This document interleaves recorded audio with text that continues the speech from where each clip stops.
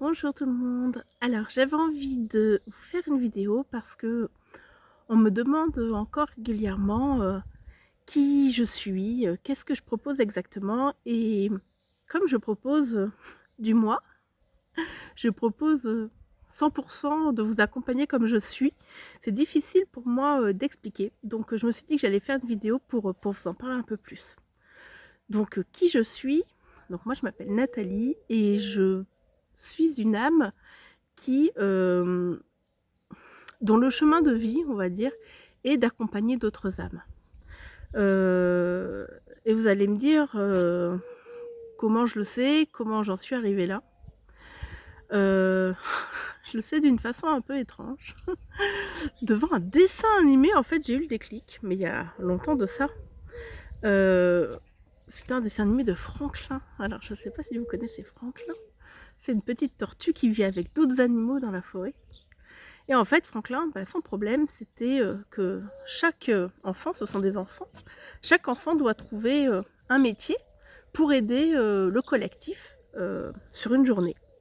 Et donc, les enfants étaient un peu en difficulté pour savoir comment je vais faire, quel métier je vais me trouver pour la journée. Et puis, Franklin, lui non plus, ne savait pas, donc il allait voir les autres animaux. Et petit à petit, il disait à l'un: «Ah bah oui, mais toi, tu fort en sport, peut-être que tu pourrais aider à couper du bois. Ah mais toi, peut-être que tu pourrais faire ça». Et en fait, petit à petit, il a été voir chacun et il a aidé chacun à trouver leur chemin en mettant en avant ce qui était leur force.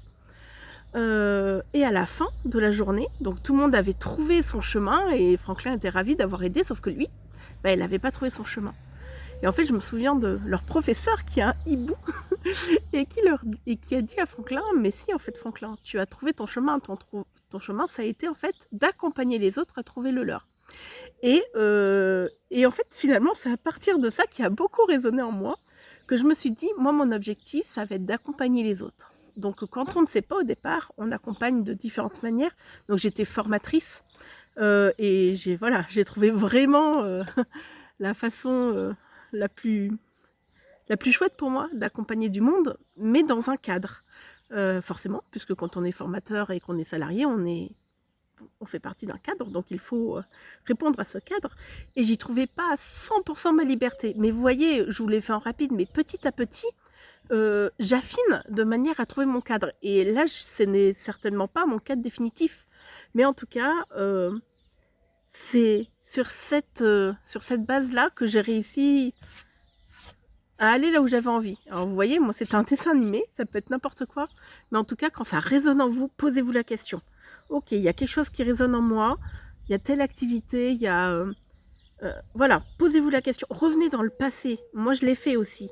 Je suis revenue dans toutes mes activités professionnelles par exemple, ou dans toutes mes relations.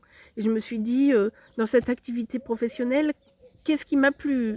Et dans celle-ci, et dans celle-ci. Et je me suis rendu compte, en fin de compte, que moi, peu importe l'activité que je faisais, à chaque fois que je faisais mon activité, ce que je faisais, c'est aider les autres. Même des fois, c'était des collègues, parce que j'ai pas toujours eu des métiers où j'étais dans l'aide. Mais posez-vous cette question. Quel est le point commun entre toutes mes activités et comment je peux mettre ça au service, en fait, de la population, du monde, de l'univers. Et je vais vous expliquer... quelle est ma médecine? Parce qu'en fait, donc à la base, je suis formée à l'énergétique, donc je suis praticienne en soins énergétiques Reiki, donc maître praticienne parce que je suis arrivée au niveau 3 en fait. Après le niveau 4, c'est pour être formatrice, peut-être que ça viendra, c'est pas encore le cas. Et moi, mon objectif, c'est de travailler en collaboration avec vous, parce qu'il faut quand même être bien conscient qu'un soin énergétique, ça se fait toujours en collaboration avec la personne qui vient me voir. C'est un travail qu'on fait à deux. Moi, je vous accompagne, mais vous êtes le fruit du travail quand même. Donc, et en fait, l'énergétique, c'est quoi? C'est tout ce qui n'est pas dans la matière. Et je vais vous dire un petit peu, j'ai pris des notes, donc je me permets de lire mes notes, un petit peu ce qui fait que, en fait, tout ce que je vais mettre en œuvre, tous les outils que j'ai pour vous accompagner, puisque le Reiki, c'est l'outil principal, mais pour moi, le Reiki seul, il va vous aider énergétiquement, mais pas dans l'accompagnement. Et moi, ce que je fais, c'est pas juste un soin énergétique, c'est de l'accompagnement. Mon intuition. Mon intuition, elle va me parler. On en a tous, hein, j'ai pas de pouvoir magique. Mon intuition, elle va être là quand je vous reçois. Des fois même, avant de vous recevoir, j'ai déjà de l'intuition. Je sais que, voilà, enfin, c'est pas mon ego qui parle, c'est vraiment mon intuition.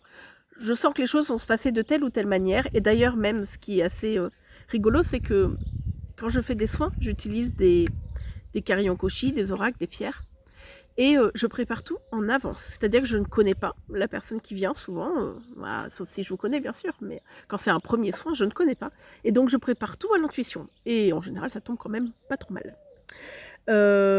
Ensuite, il y a mes ressentis corporels. Parce que quand je fais un soin énergétique, je ressens d'abord dans mon corps, puisque les énergies, elles passent par moi, je ressens d'abord dans mon corps ce qui va se passer dans le vôtre. Ça peut être en passant mes mains sur le corps où je sens par exemple qu'au niveau du plexus ça chauffe, donc je sais que là il va falloir que je travaille beaucoup au niveau du ventre. Mais parfois et très souvent je ressens d'abord la pression dans mon propre corps et je sais qu'il va y avoir à travailler là-dessus. J'utilise aussi la clairvoyance et la clairaudience. Ça en fait, il y a quelque temps j'étais persuadée que ça faisait partie du Reiki. Et que c'était normal que voilà, que j'ai ces visions et que j'entende ces mots, et c'est pas toujours le cas, hein, ça n'arrive pas toujours. Et heureusement, ça n'a pas de lien par rapport aux soins. Par contre, c'est des choses qui vont vous aider à cheminer. Donc moi, comme je fais de l'accompagnement, pardon, je suis un peu enrhumée, de l'accompagnement et pas que du soin, j'en ai besoin. Ça, c'est des messages que je vous délivre à la fin du soin et je vais vous dire, voilà, j'ai telle chose qui m'est apparue, j'ai tel mot, et moi, ça ne me parle pas forcément. Mais l'objectif, c'est qu'on trouve ensemble comment ça peut vous parler. Ensuite, je dirais mon sens de l'écoute et mon besoin de transmettre. Mais ça, c'est dû à mes bases techniques, on va dire, et là, je rentre plus dans le monde cartésien que dans la spiritualité. De formatrice en insertion professionnelle, j'ai appris à accompagner les personnes et à faire en sorte qu'elles aillent sur leur chemin, parce que c'est quand même l'objectif quand on fait de l'insertion professionnelle. Et en fait, mon sens de l'écoute et mon besoin de transmettre, ça, je l'ai et je m'en sers quand je vous accompagne. Bien sûr, il y a aussi tout mon amour. Et ça, sachez que vous le ressentez, hein, parce que des fois on me dit oh, j'ai envie de vous faire un câlin. Donc ça, c'est...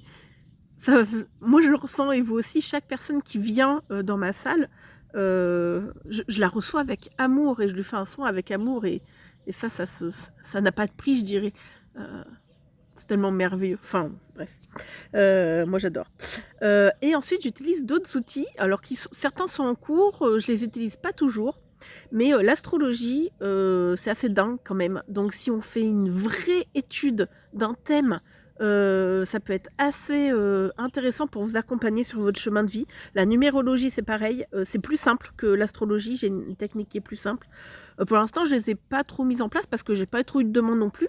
Mais si vous avez besoin un jour je fasse une étude de thème ou qu'on fasse une séance où je peux vous accompagner, même sans faire le soin, hein, peu importe. Dans la numérologie, je peux. J'utilise les oracles.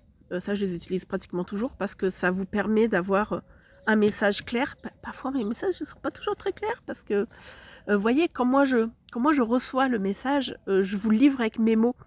Et mes mots ne sont pas toujours les mêmes que vous.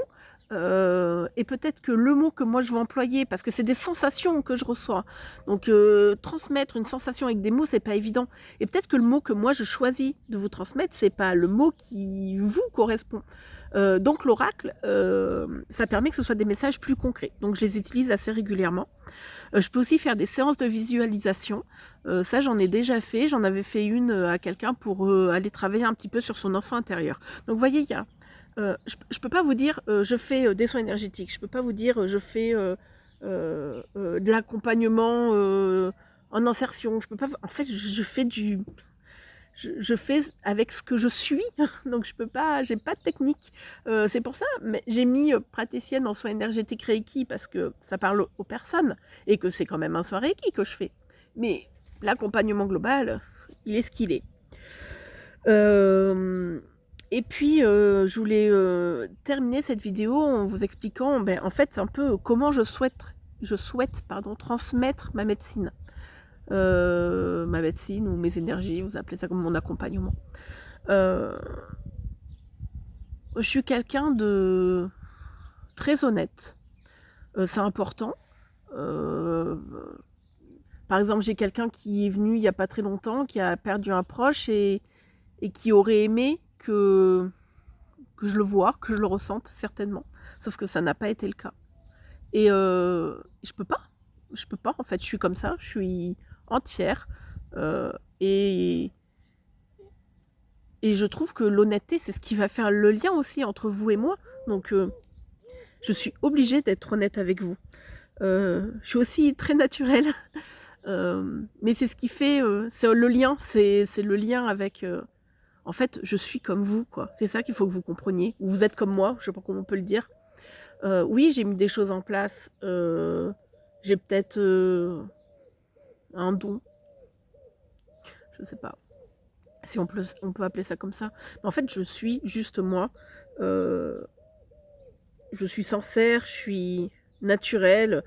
Comment vous dire ça et je travaille avec amour et je crois que je viens avec mes défauts aussi. J'accepte mes défauts. Je suis comme je suis. À une époque pas si lointaine du tout, je me disais comment je peux faire pour accompagner des personnes si moi je me sens... Vous voyez, quand on regarde, je vais donner un exemple, ce sera plus simple, c'est plus facile pour moi. Quand on regarde des vidéos de nos jours de personnes qui sont alignées ou qui font du bien-être, c'est des nanas ou des hommes qui sont... On a l'impression, hein, attention, je dis qui sont, mais qui donnent l'impression d'être totalement alignés, toujours zen, toujours calme. Ils ont un corps parfait, ils ont une hygiène de vie parfaite, ils dérogent à rien. Mais si vous vous identifiez à eux, mais vous allez déprimer en fait. Parce que vous allez déprimer parce que personne n'est comme ça. Enfin, si vous êtes un moine bouddhiste en haut de votre truc, votre montagne, encore éventuellement vous êtes centré, sauf qu'en fait vous n'avez pas de vie. Enfin, je sais pas, on est des êtres humains, donc voilà, on a des défauts, faut faire avec, faut les accepter, et je crois qu'il faut arrêter de se mettre des croyances limitantes et des barrières. Pendant longtemps, je me pensais incapable de prendre la parole devant un groupe. Je me sentais encore moins... En fait, avant d'être formatrice. Mais moi, la vie, elle me met des choses... En fait, je suis obligée de me lancer des défis. Sinon, j'avance pas. Il y en a qui vont en douceur. Moi, je fonce comme...